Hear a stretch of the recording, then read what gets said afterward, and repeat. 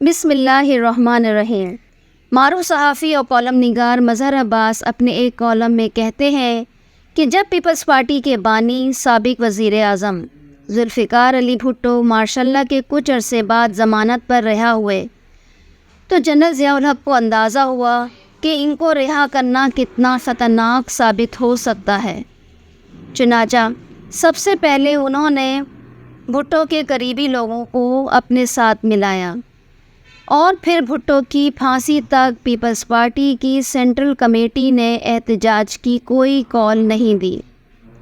اس دوران کچھ رہنما NRO یا ڈیل کی کوشش کرتے رہے، جبکہ جذباتی کارکن اور مقامی رہنما خود سوزی کرتے رہے، کوڑے کھاتے رہے اور حتیٰ کہ ذوالفقار علی بھٹو کو پھانسی دے دی گئی۔ اور آج 45 سال بعد وہی رہنما زندہ ہے، بھٹو زندہ ہے کا نعرہ لگاتے ہیں، مگر جب بھٹو زندہ تھے تو ان کی پھانسی کا انتظار ہو رہا تھا۔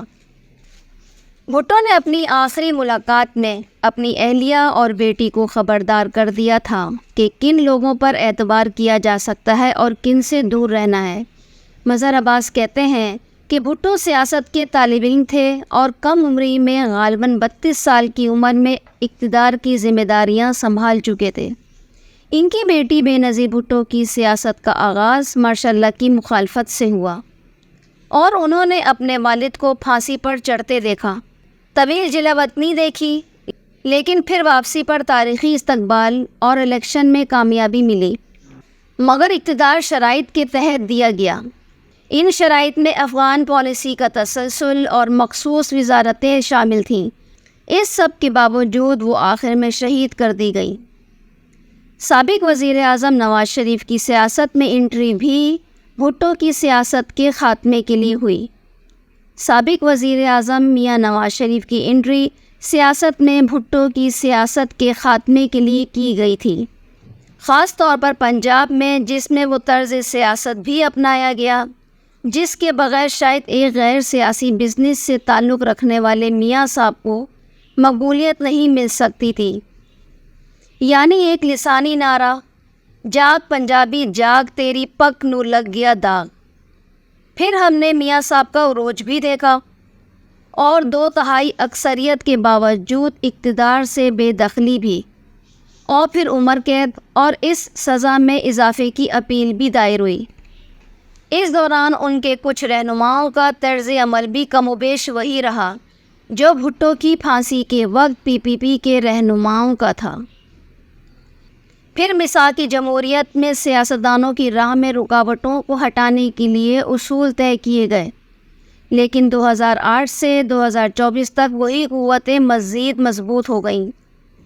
عمران خان کے حوالے سے مظہر عباس کہتے ہیں کہ وہ بھی سیاسی میدان میں انہی ناکامیوں کے بطن سے ابھرے۔ خان صاحب کو جنرل حمید گل جیسے اہم کرداروں کی حمایت ملی اور 1992 کے ورلڈ کپ کی جیت اور شوکت خانم اسپتال کے قیام نے ان کی مقبولیت میں بڑا کردار ادا کیا۔ 2011 کے بعد عمران خان نے جس تیزی سے مقبولیت حاصل کی، اس کا اندازہ شاید اسٹیبلشمنٹ کو بھی نہ تھا۔ عمران کو نہ صرف جرنیلوں اور ججوں میں پذیرائی ملی بلکہ نوجوانوں میں بھی۔ مظہر عباس کہتے ہیں کہ عمران خان کی اقتدار سے بے دخلی جنرل فیض کو DGI/SI برقرار رکھنے کے اختلاف پر ہوئی۔ اس دوران عمران خان نے پنجاب اور KP حکومتیں ختم کر کے غلطی کی، لیکن ان کی مقبولیت شہباز شریف کی حکومت کی ناکامیوں کی بدولت دوبارہ بڑھ گئی۔ آخر میں مظہر عباس سول مارشل لا کی طرف بڑھتے ہوئے خطرے پر بات کرتے ہوئے کہتے ہیں کہ اگر جمہوری معاشرے میں صحیح معنوں میں مقبولیت کو جانچنا ہے تو آزادانہ اور منصفانہ انتخابات ضروری ہیں، ورنہ سول مارشل لا سے لیڈرز کو ختم نہیں کیا جا سکتا۔